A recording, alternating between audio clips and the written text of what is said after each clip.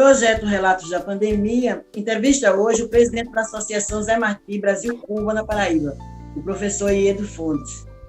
O professor Iedo é economista, mestre em Ciência da Sociedade pela Universidade Sorbonne, Paris, mestre em Economia Política e doutor em Ciências Políticas pela Universidade de Havana, em Cuba, e ele é professor da Universidade Federal da Paraíba. Ele atuou por 44 anos, né, professor Iedo? Como professor de Economia Política na Universidade Federal da Paraíba e se aposentou recentemente, eu acho que compulsório, não foi aposentado compulsoriamente, não queria se aposentar não. Compulsório, saiu aos 75 anos, porque não podia mais permanecer. Ele precisa ser aposentado, ele disse que vai voltar ainda, né, mas professor? Dos 78 professores, eu era o decano. Bem, professor Iedo, nós somos 3 jornalistas, está vendo aqui, né? Eu, Sônia Lima, Sandra Moura e Zezé Bechade, né? Vamos conversar hoje com o senhor sobre Cuba, né? A situação de Cuba na pandemia, né? Na verdade, a gente teve dia 11 do próximo passado, teve aquela manifestação em Cuba, né? E aí se levantou a discussão sobre a questão de Cuba nessa pandemia, né? Que falta insumos e tudo mais, e a população estava, na verdade, estava se manifestando pela falta de energia, de alimentação e por causa da Covid, né? Na Covid.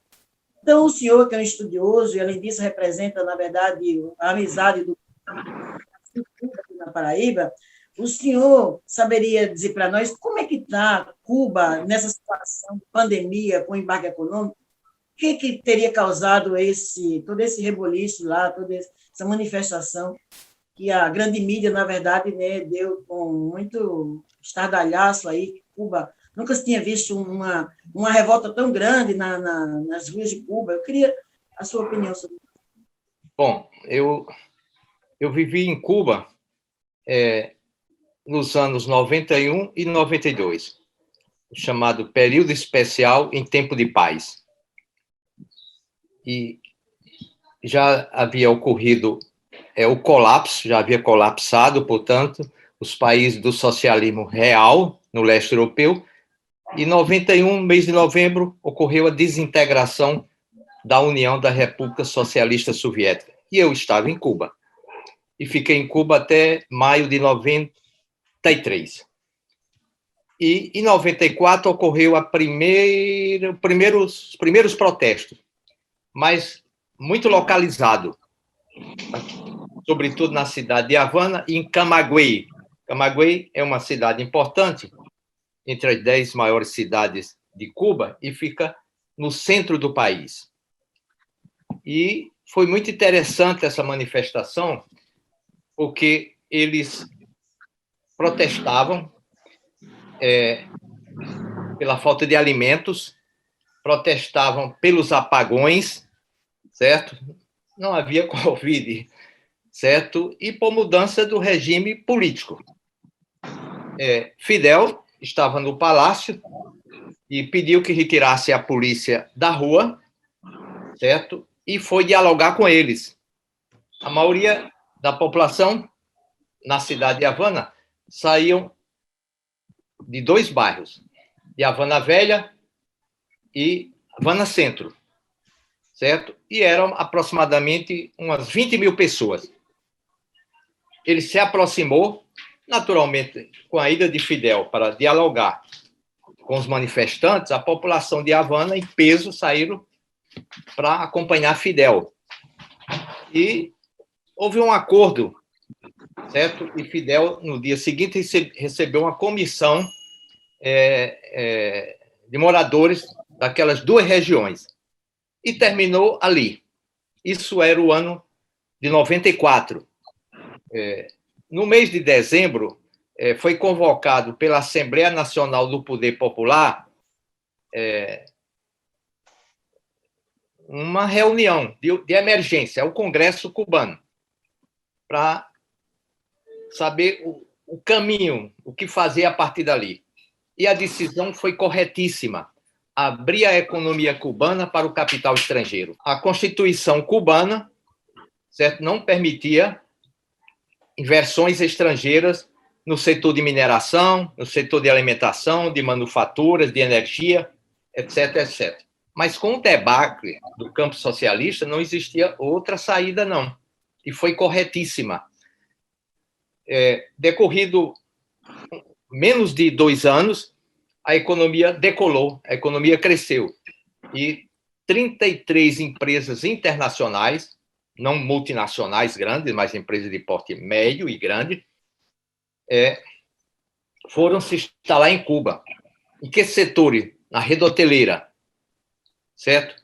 Na mineração e na produção de energia. Porque Cuba, que recebia 10 milhões de toneladas de combustíveis, com a caída do campo socialista, isso foi reduzido a 3 milhões. Os apagões eram de 10 até 14 horas, em alguns casos até 18 horas. Eu vivi em Cuba nessa situação, certo? Nessa situação.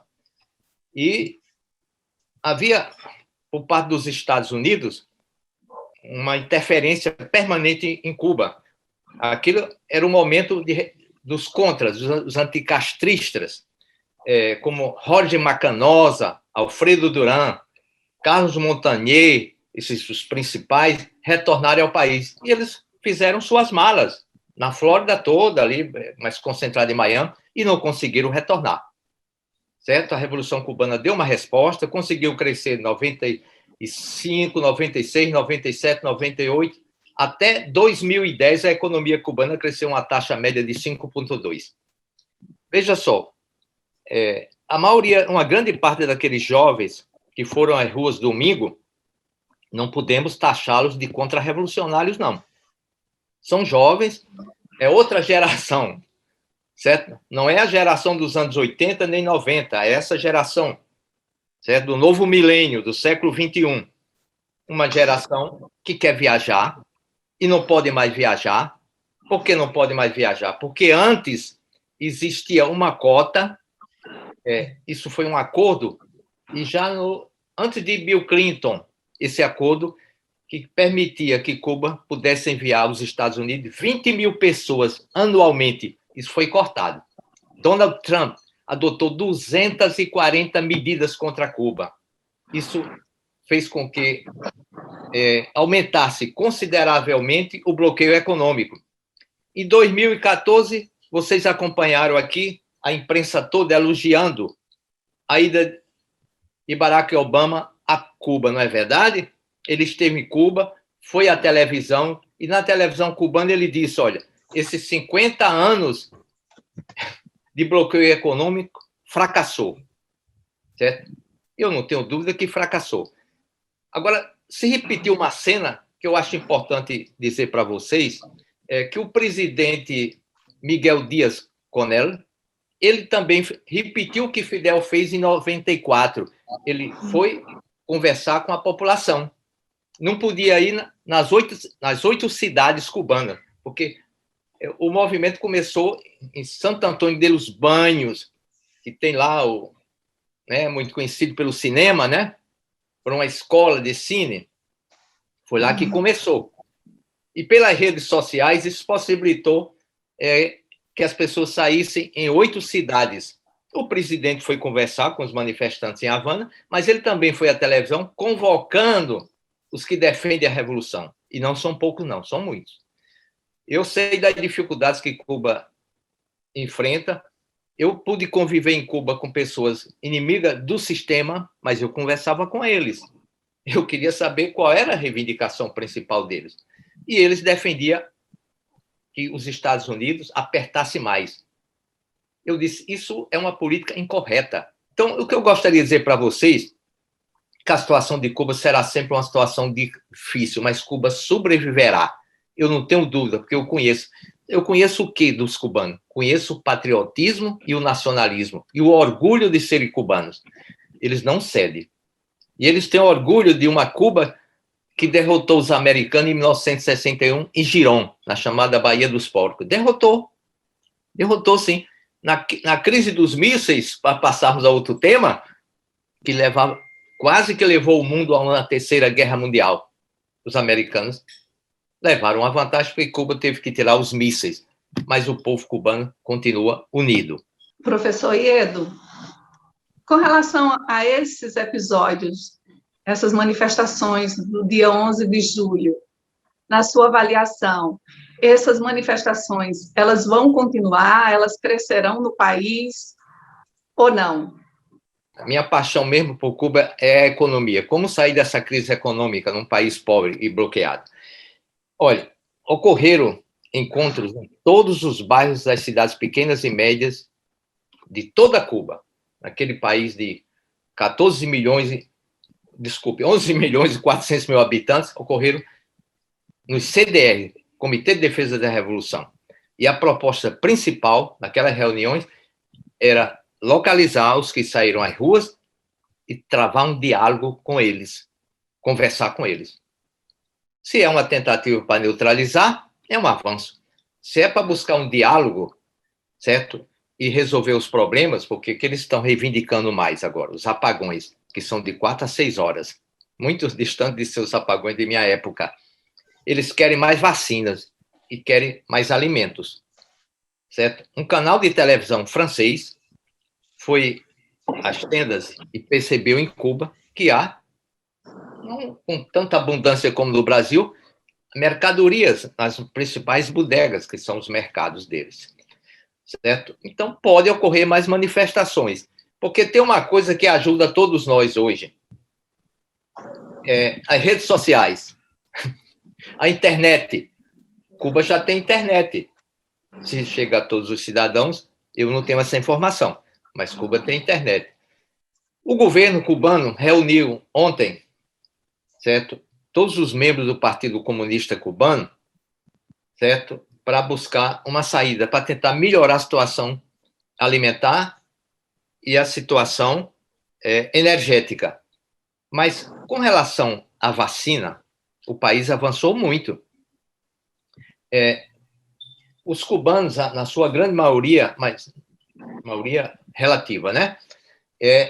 São 3 milhões e 800 mil cubanos já foram vacinados.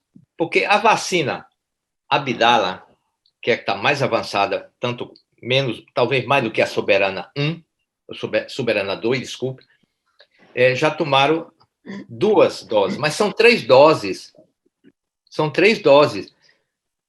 Eu não sei explicar porque Cuba não recorreu à Rússia e não recorreu à China, apesar de ter boas relações hoje com esses 2 países, mas não recorreu. E os cubanos estão dizendo o seguinte, o governo disse ontem, mais uma vez, só em 15 de setembro deste ano, 2021, é que nós vacinaremos 82% dos cubanos. Teria que esperar, portanto, quanto tempo? Aí 2 meses, praticamente, né?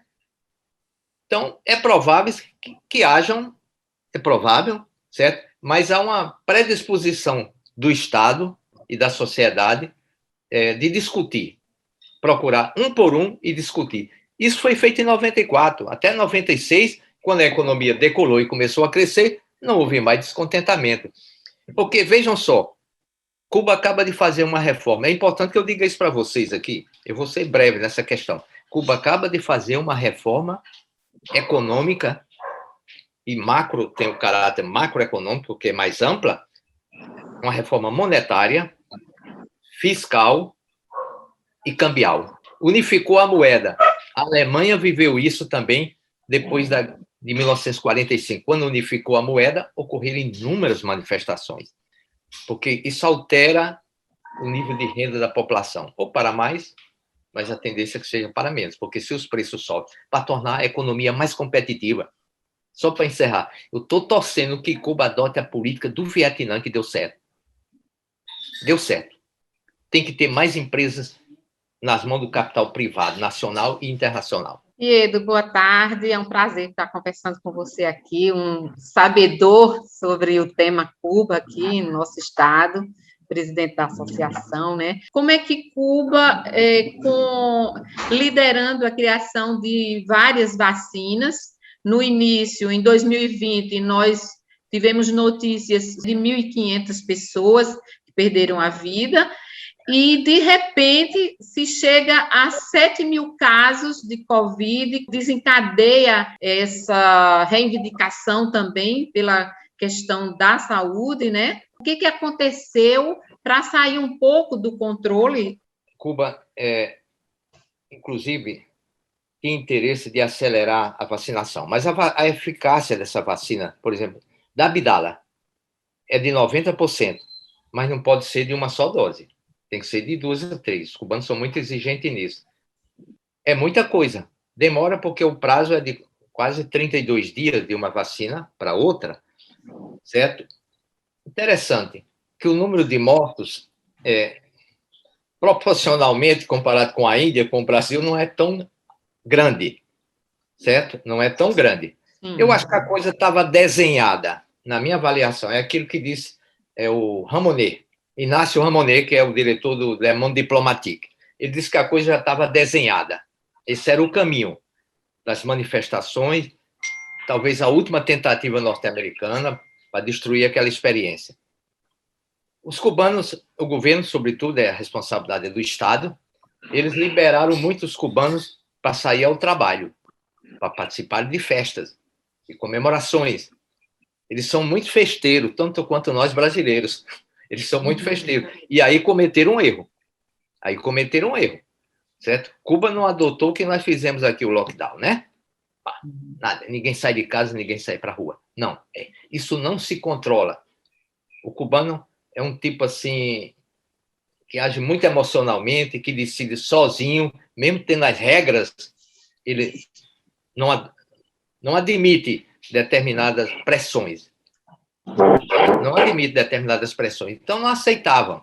Saíram e resultou no aumento das mortes. Mas isso aconteceu por quê? Abriu também para o turismo. Foi outro erro, hein?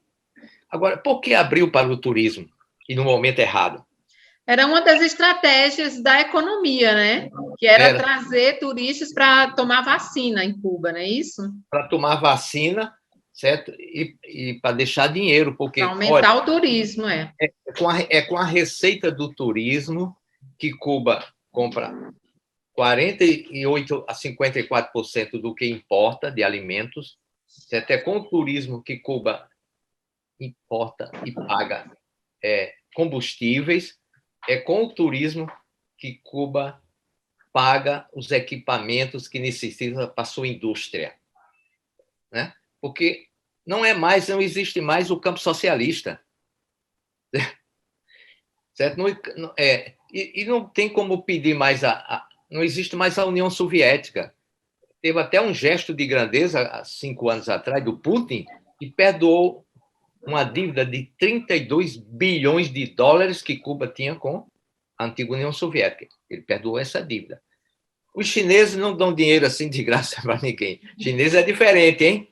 Muito diferente dos russos, certo? Muito diferente de outros países, certo? E eu acho que essa questão das vacinas será resolvida, talvez no médio ou no curto prazo, mas está mais para o médio do que para o curto, e a economia vai continuar crescendo, porque toda vez que essa crise se apresenta, não há pergunta, a sociedade não elabora uma pergunta para a qual não existe uma resposta. Então, o Estado deve estar cuidando dessa questão. Eu acho que os chineses poderiam ajudar muito mais, porque, vocês sabem, a China é um país milionário, tem reservas internacionais 3 trilhões e 480 bilhões de dólares.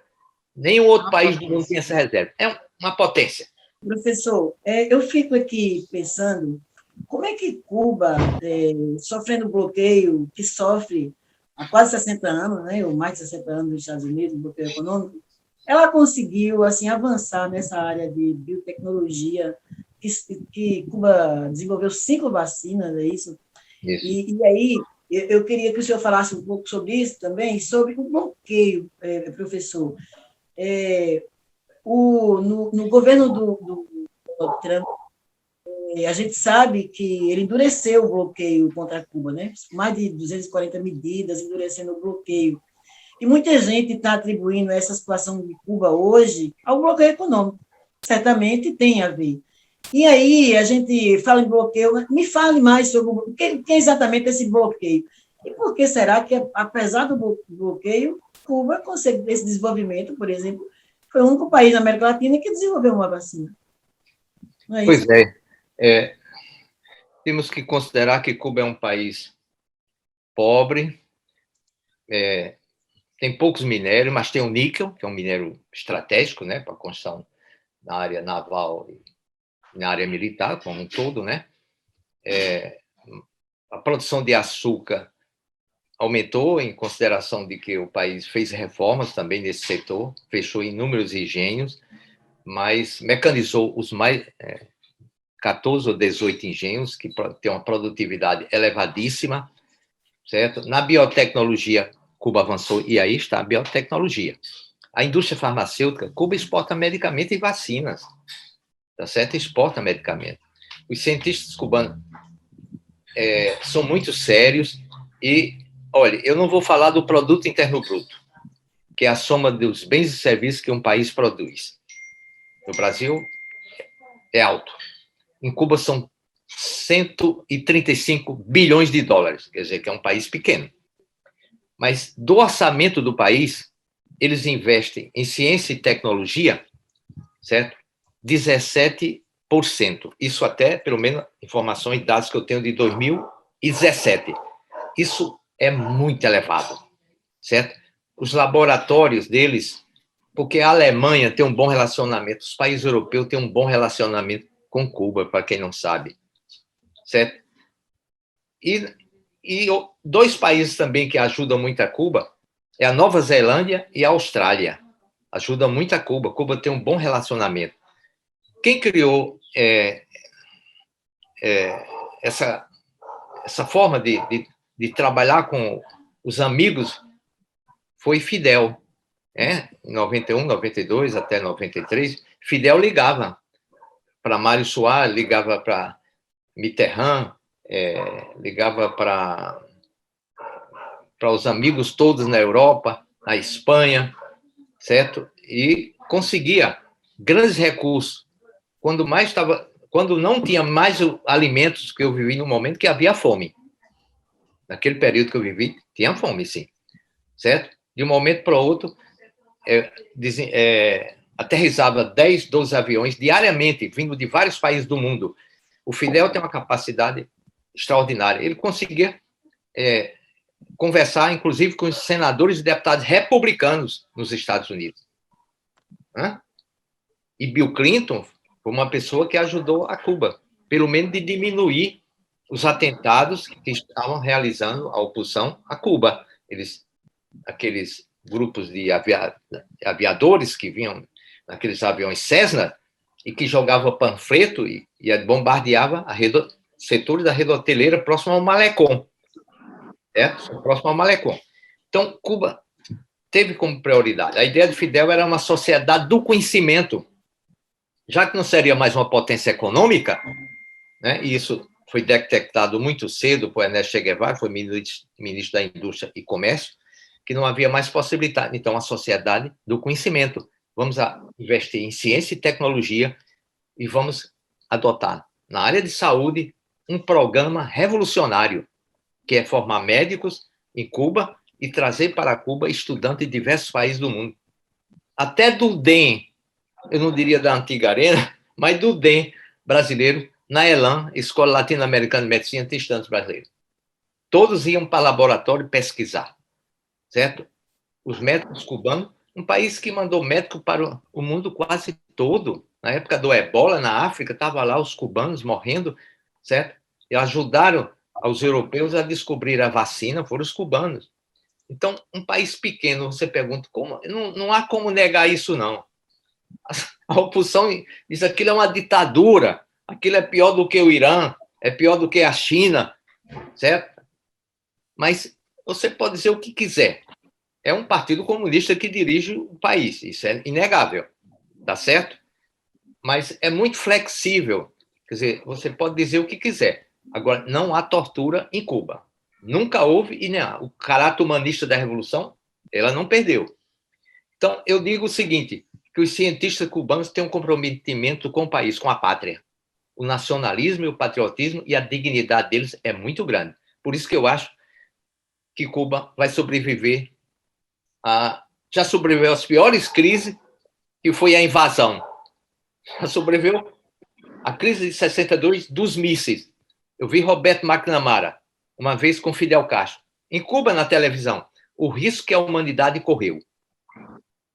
Depois, os Estados Unidos não podem invadir Cuba, não podem invadir Cuba, e não invadirão. Cuba está muito bem armado e tem um compromisso com Putin de não invadir com a China. Não haveria esse risco, não. E eu quero dizer mais a vocês uma coisa. Alfredo Duran, Carlos Montagnier e Jorge Macanosa já têm quase 90 anos. Os netos têm o maior interesse de investir em Cuba. Se eu fosse hoje um dirigente do Partido Comunista Cubano, eu mandaria emissários a negociar com esses jovens para investir em Cuba. É assim, foi assim que a China fez e deu certo. A gente vive numa sociedade, num mundo tão consumista, tão individualista também, pouco solidário, né? E aí, uma tecnologia que hoje um celular lança um, aí já o outro. Eu queria saber se, na sua avaliação, Cuba vai conseguir manter esse jovem cubano distante dessa realidade, sem acesso a isso. Eu vivi em residências de cubanos, certo? E muitas vezes eu chegava da universidade à noite, ou que eu saía para passear, ia para o cinema ou teatro, estava lá a mãe conversando com o filho. Olha, meu filho, eu não posso comprar esse tênis para você. Eu não tenho condições de comprar um bilhete de avião para você ir para a Europa. Eu não consigo comprar roupa, que já tem até algumas grifes lá, também não consigo. Você tem que entender que nós estamos fazendo esse sacrifício para que todos possam viver bem, distribuir de forma igualitária. E eu digo para vocês que não é fácil distribuir de forma igualitária. Eu acho que a luta pelo socialismo hoje, se eu tivesse que começar mesmo para valer, eu iria para os Estados Unidos, que é um país riquíssimo. Aí você consegue adotar o socialismo. Ou numa França, ou numa Alemanha, ou aqui nesse país. Esse tem possibilidade. Esse tem. Tá certo? Mas o socialismo de hoje é um socialismo que adota uma economia de mercado também. Então, esses jovens de hoje, que não participaram da Revolução, mas os pais e os avós participaram da Revolução, eles querem ter acesso a bens materiais, eu concordo. Não é fácil, porque eles agora estão com um celular nas mãos. Sabe, não é verdade? Eles se comunicam entre si com os jovens brasileiros, os jovens alemães, os jovens norte-americanos. Eles querem se alimentar bem. Eles querem até comprar um carro. Não é fácil. Isso é um problema que é inerente ao ser humano. É inerente, tá certo? O desejo de ter uma vida melhor, certo? Muitos jovens que precisam se casar precisam de uma habitação, certo? A política habitacional melhorou, mas não atende suficientemente a todos os jovens cubanos. Então, é por aí que eu acho que o diálogo do governo e dos setores mais competentes da sociedade tem que adotar o diálogo com eles, explicar, entendeu, a situação. Eu digo o seguinte, o fim do bloqueio ajudaria demais a Cuba. Você não queira saber o que é a lei Torricelli e Helmsburg, de 92 e a outra de 96, Helmsburg. O artigo 3º e o 4º artigo é draconiano. É brincadeira não poder importar medicamentos produzidos por empresas farmacêuticas norte-americanas aqui no Brasil não pode chegar a Cuba, não, senão serão sancionadas. O sistema financeiro, certo? Eles fecharam as portas dos bancos. Cuba está com uma enorme dificuldade, apesar de ter criado há 10 anos atrás um banco central, a situação é bem melhor, entendeu? Mas os europeus são mais acessíveis. Eles têm negociações com Cuba. Olha, dos países que mais investem em Cuba, eu poderia relacionar muitos, mas relacionaria 7 rapidamente. A Espanha, é o Canadá, é a Alemanha, é a Inglaterra, é a Austrália, certo? Eles negociam com Cuba, porque, vou dizer mais uma coisa, o aeroporto José Martí de Havana é administrado por uma companhia francesa. O Porto de Mariel, quem está à frente da administração do Porto de Mariel? É uma empresa de Singapura. Vocês terem uma ideia que a economia está se abrindo. E essa reforma agora é para abrir mais. E eu, como economista e conhecendo aquela realidade, eu acho que esse é o caminho mesmo. Tem que abrir a economia. É porque não é fácil. Sem excedente econômico grande, é difícil distribuir a renda e a riqueza, hein? Por isso que a desigualdade é muito grande no Caribe e aqui na América do Sul. Certo? Mas é encontrar um caminho, tem que encontrar. A possibilidade de que ocorram novas manifestações, pode até ocorrer novas manifestações. Agora, vai sair às ruas sempre os que defendem a revolução. Eles vão sair às ruas, assim, todo o tempo. A questão do bloqueio, nós sabemos que realmente é o que tem de mais forte para estar chegando a essa situação que Cuba está, não é?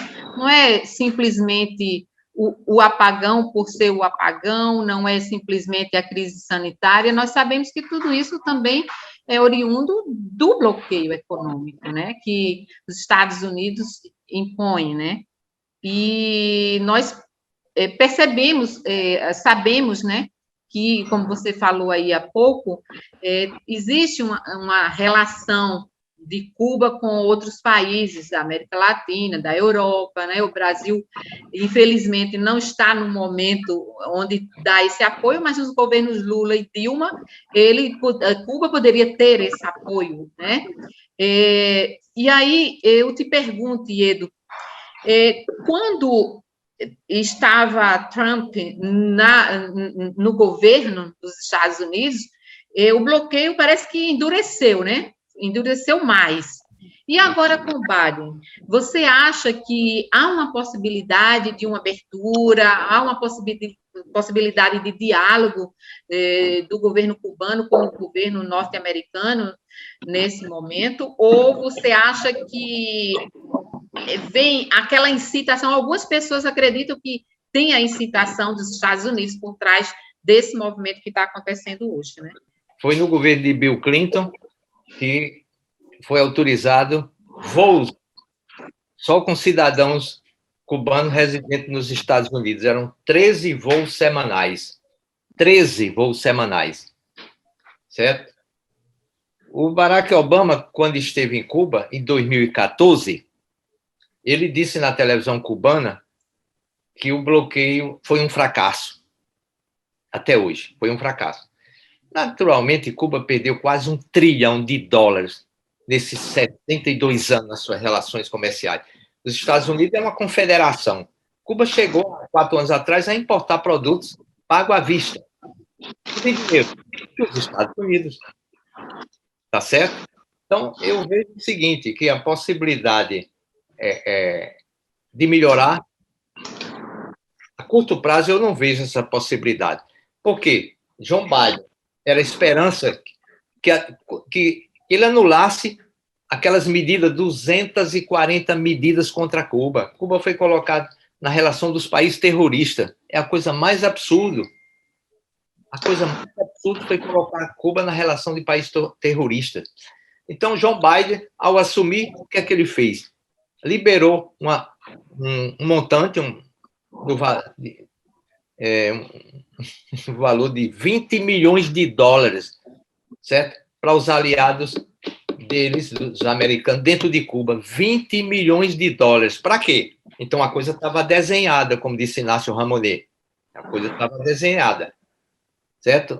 Então, a possibilidade de que haja outras manifestações, essa não foi a primeira e não será a última, como disse Fernando Moraes, essa não será a última, é grande. Ele não quer ajudar o bloqueio, a resolver o problema do bloqueio. Deixa eu dizer outra coisa. O bloqueio só será eliminado se os congressistas, deputados e senadores estiverem de acordo. Não é por medida do governo John Biden ou de qualquer outro.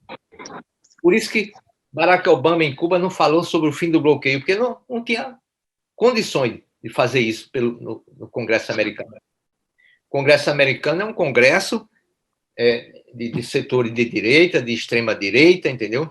O número de comunistas naquele congresso é pequeno, de socialista.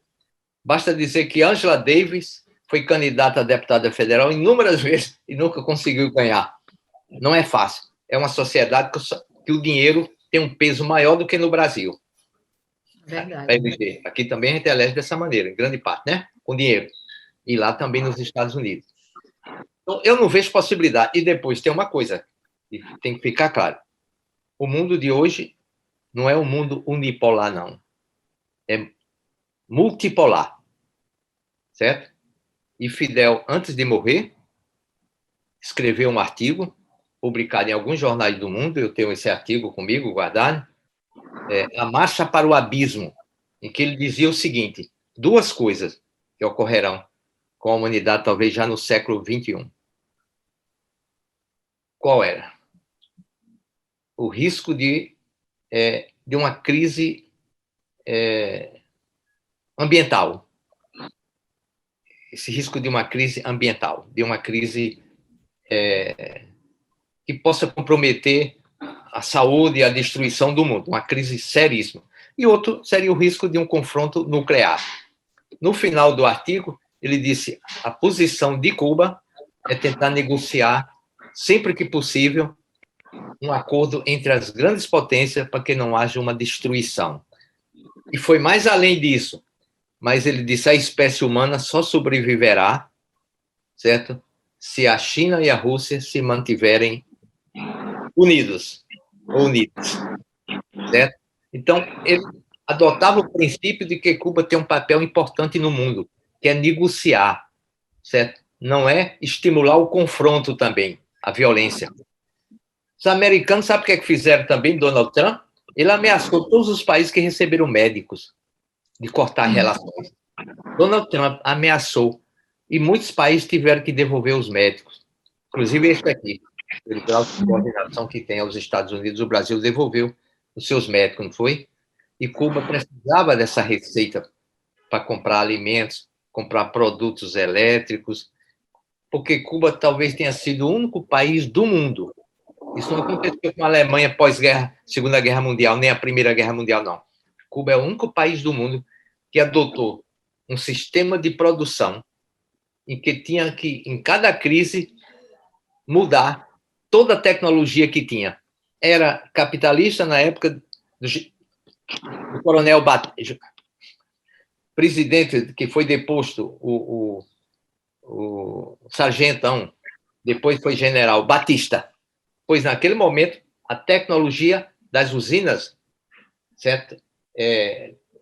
Dos equipamentos, todos os equipamentos, no sistema todo de produção, nas cadeias produtivas todas, era tecnologia capitalista. Aí vai para o campo socialista, quando aderiu ao socialismo, em 61, vai para o campo socialista. Aí toda a tecnologia passa a ser soviética. Os motores, as máquinas que moíam cana, certo? A eletricidade, tudo era soviético.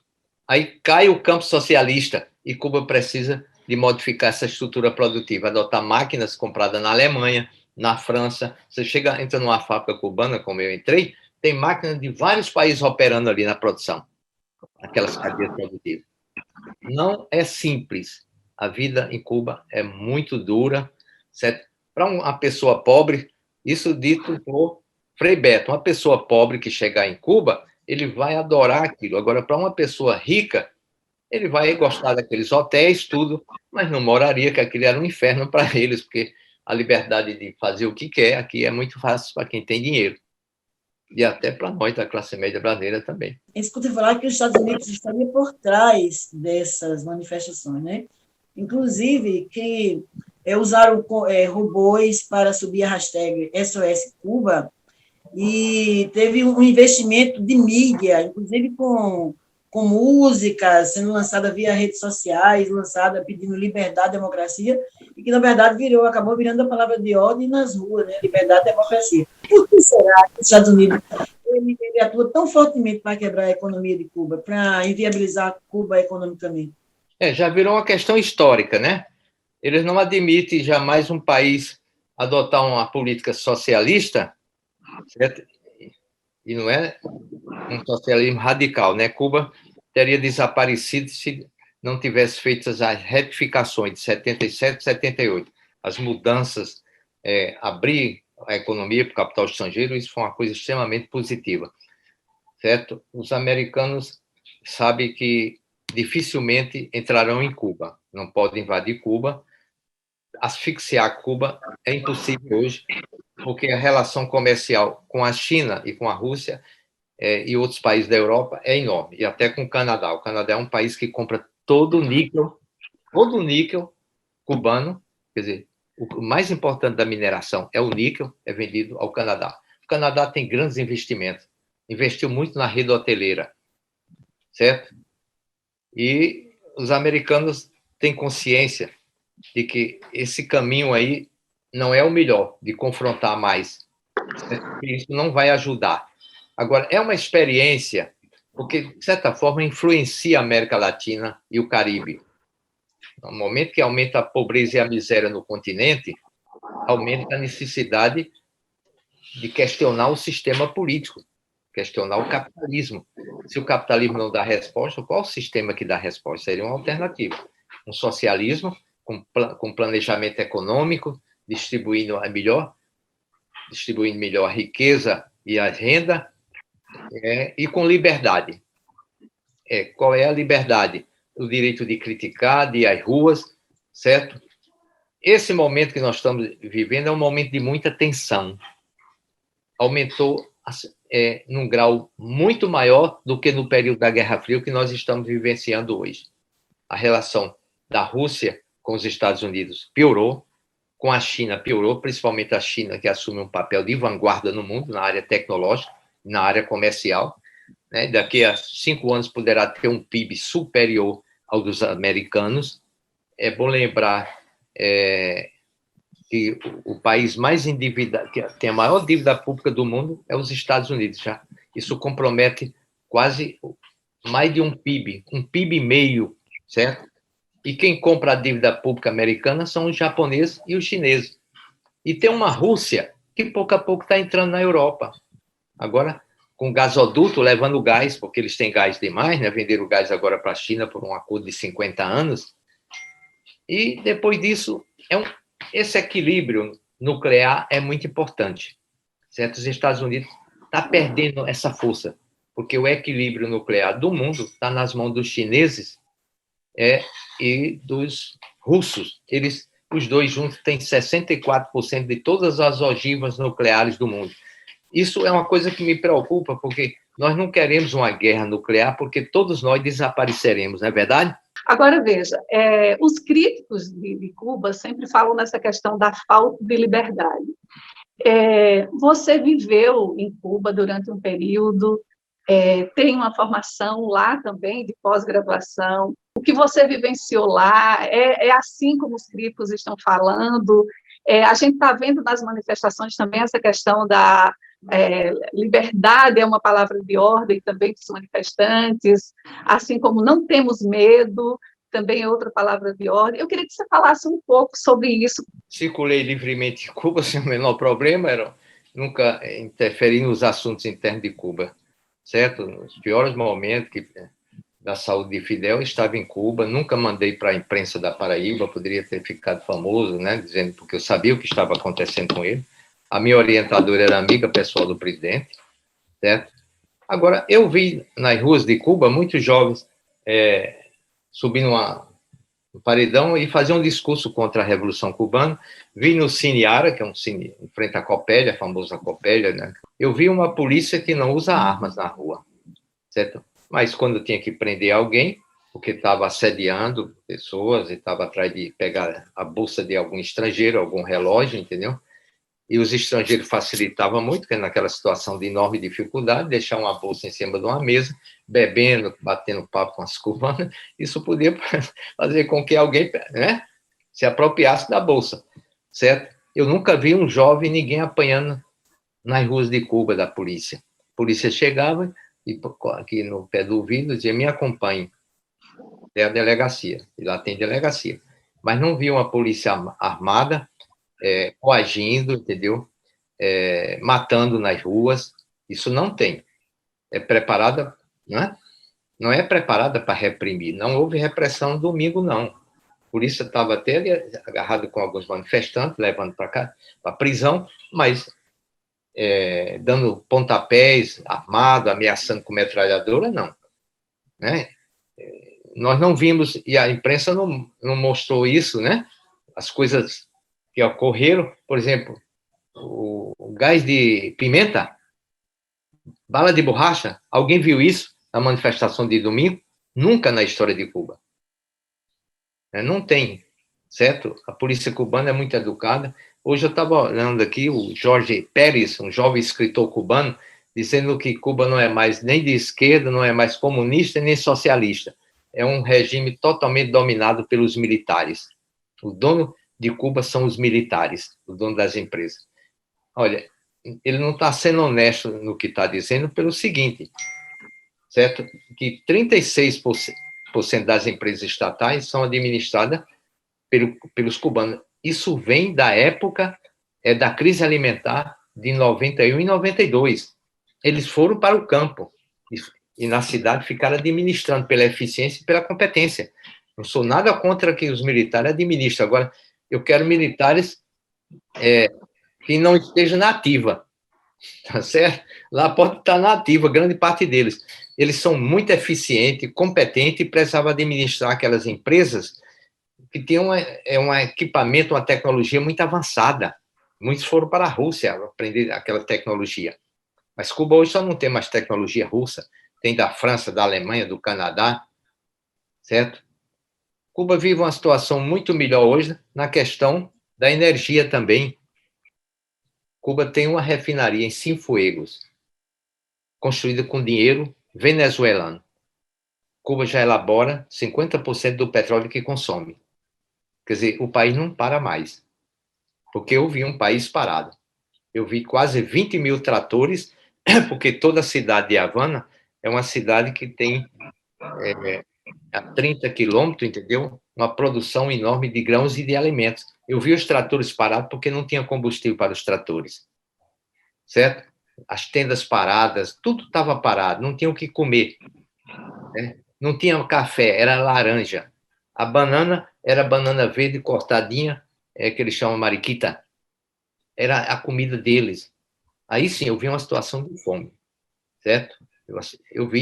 Eu ajudava meus professores, tinha aula no 10º andar de um edifício, que é onde funciona, em frente à Coopera, a Faculdade de Economia, e eles não faltavam a sala de aula não, hein? Transporte era um problema grande. Os cubanos, indignados porque o transporte demorava, esculhambavam. Chamava de ditadura, isso é um modelo que não vale para nada, entendeu? E daqui a pouco se acalmava. Aí entrava no ônibus e não falava mais nada.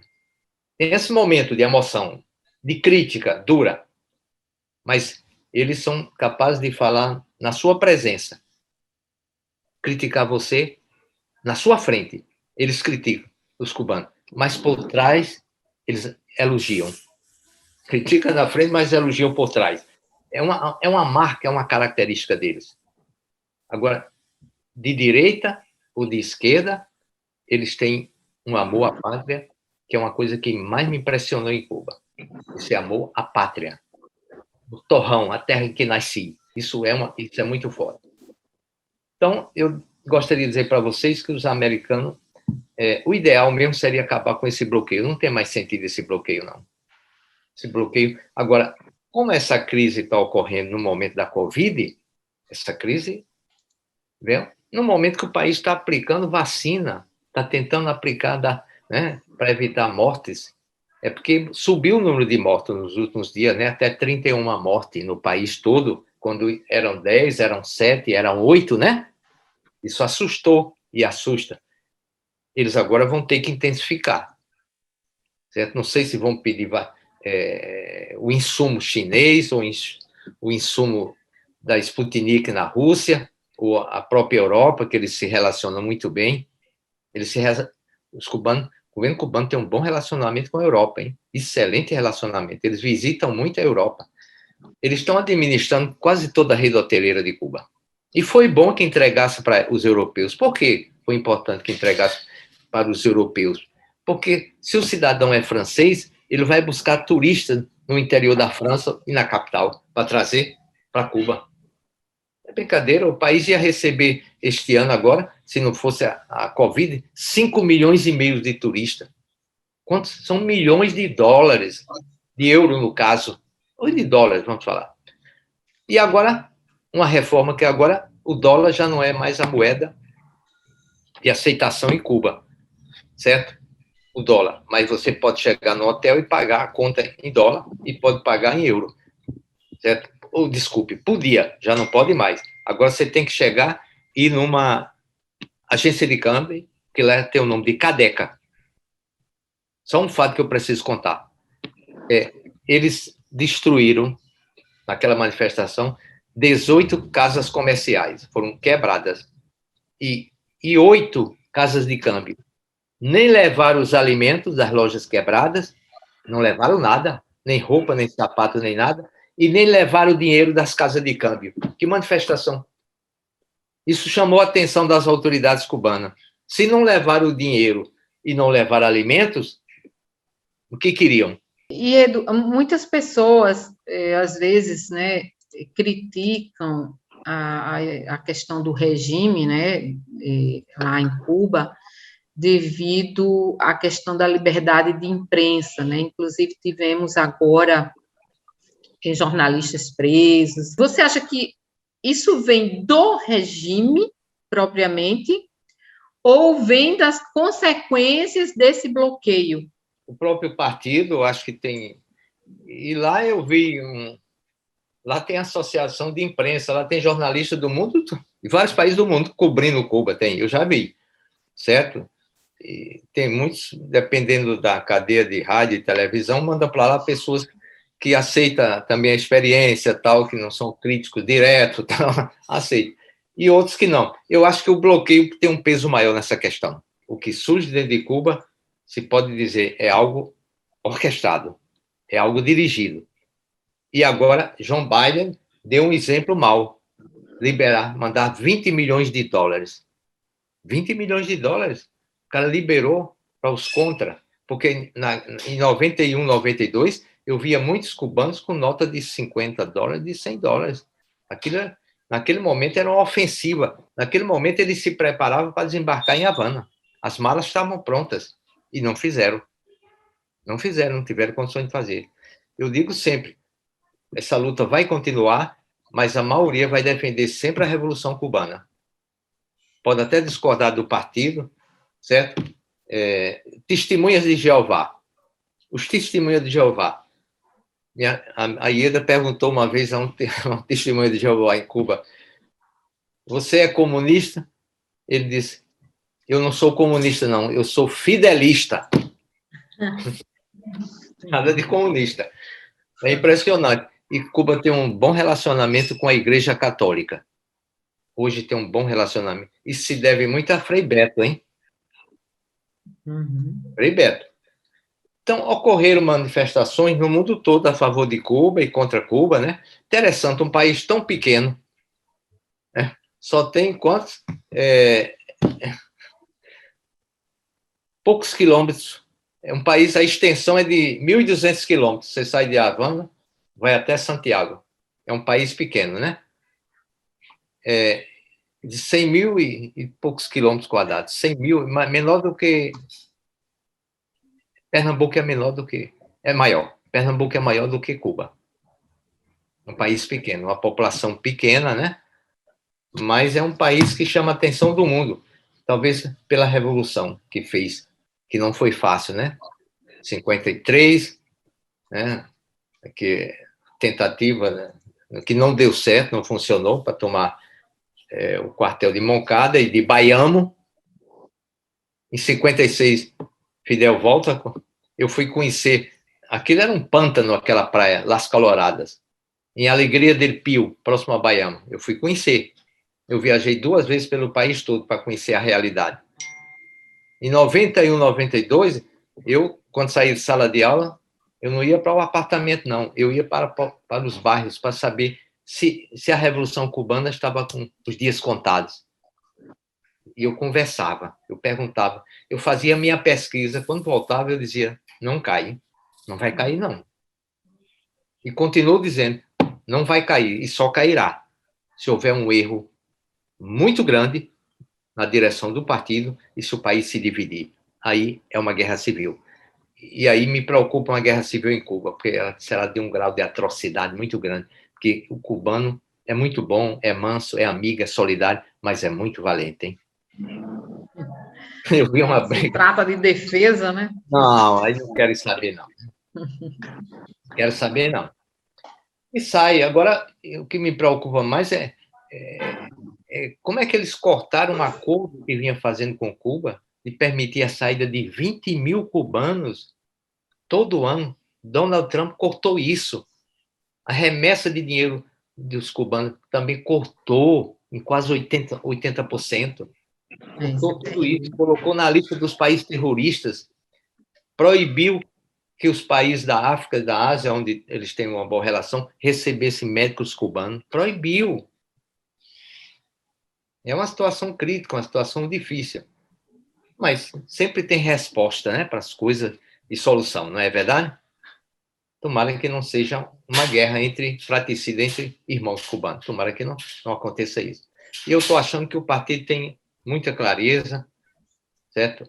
Eu acho que o Raul não tem aquela capacidade do Fidel de se relacionar bem, de falar 10, 12 horas, não consegue, mas é um militar competente, é um humanista, certo? A companheira dele esteve à frente da Federação das Mulheres de Cuba, já morreu, e ele está querendo conversar com os americanos. Está querendo conversar. Agora, se vai fora, eu não acredito na possibilidade de outro partido, não. Né? Em abertura política, você não acredita, não, né? Não, eu não acredito. A curto prazo, não acredito, não. Não vejo, não. Nem lá, nem na China, nem no Vietnã. Não conheço.